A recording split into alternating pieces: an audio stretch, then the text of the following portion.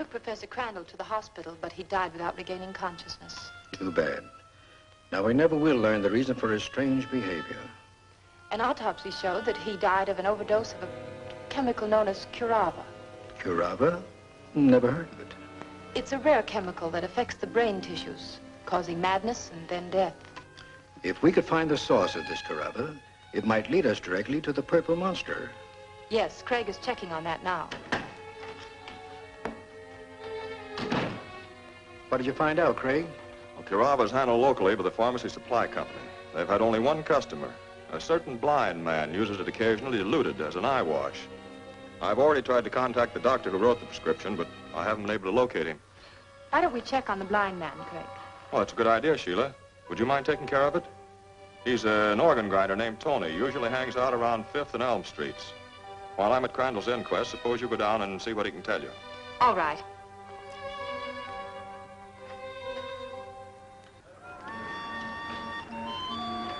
Is your name Tony? Yes, it is. I understand you've been using a chemical solution for your eyes. Something known as curava. What about it?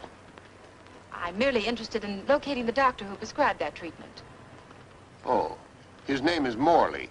He lives at 859 Pine Street. Thank you.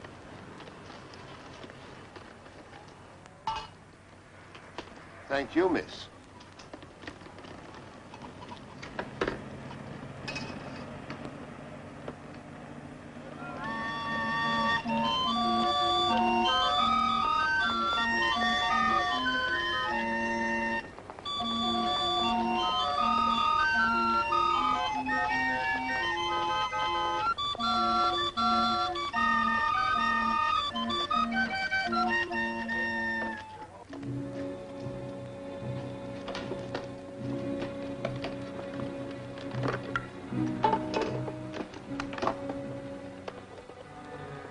T calling HQ. T calling HQ.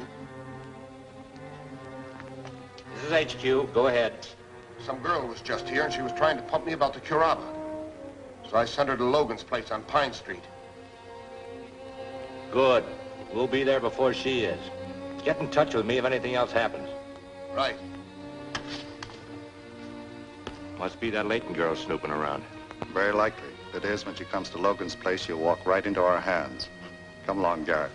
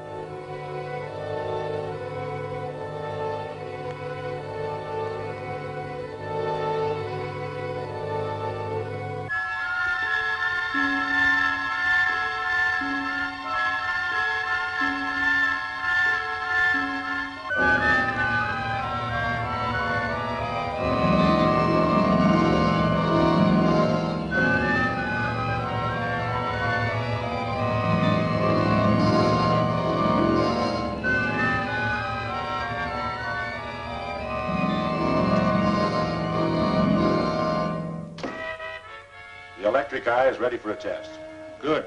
Let's see how it works. That pan contains a small charge of explosive wired to the electric eye mechanism. The powder will be set off by an electrical impulse transmitted to the relay box. Proceed with the demonstration.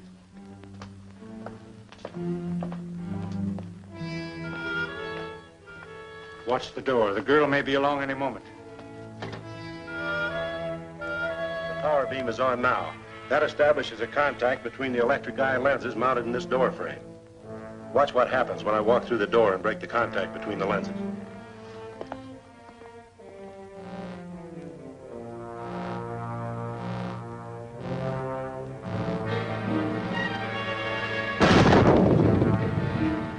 Okay?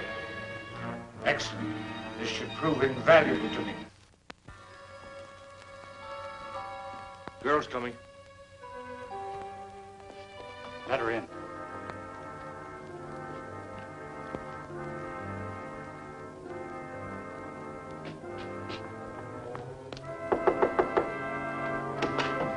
Come in, Miss Layton.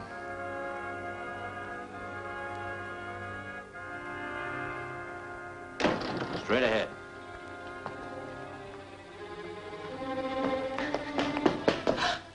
The Purple Monster. I should have suspected this was a trap. Well, you can't know everything, lady. But she knows some things we'd like to know. Sit down.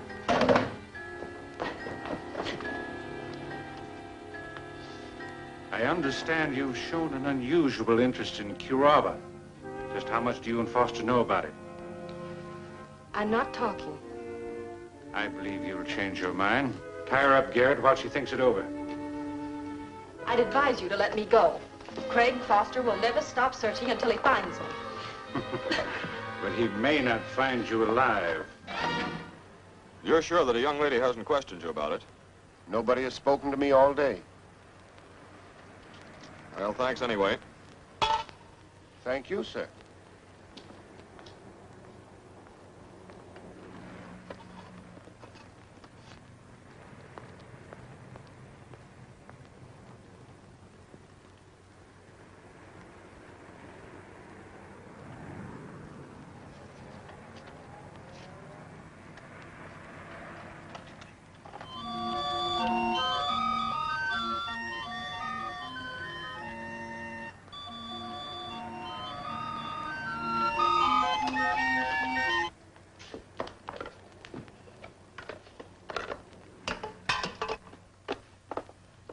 T calling L7. T calling L7. I just had another visitor, a young fellow. He was asking about that girl. Foster. What'd you tell him? Well, I told him that... Officer, I ain't done nothing wrong. Yeah, a blind man recognizing a policeman just comes natural to you. Grab that hand organ, officer. They got him. What about this Tony? How much does he know? The wavelength and the radio call number of our hideout, but not the location. We can change the wavelength. Anything else? The address of this place. Will he talk? Under enough pressure, he might talk.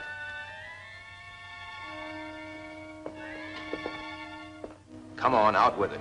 Who were you talking with on that radio? I tell you, I don't know. I've never seen him. Look, mister, the men you're involved with have several murders to answer for. You better remember that. You might be seriously implicated. All right. His name is Garrett. Where can I find him? He's at a small house at the edge of town. 859 Pine Street. Take this man in for further questioning. I'm going to that house.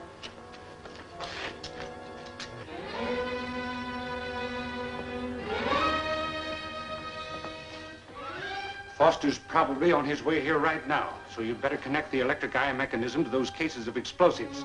So when Foster steps into the room, he and the girl both will be blown to bits. But I've spent months building this machine, and now you want me to blow it up. It's better than leaving it here for Foster to find. We certainly don't have time to move it, so get busy.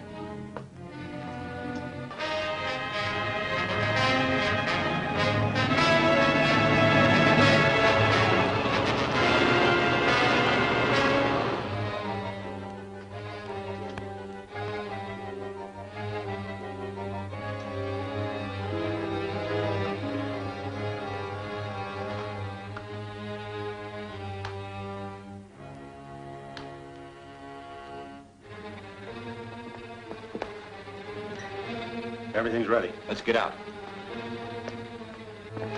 Hold it.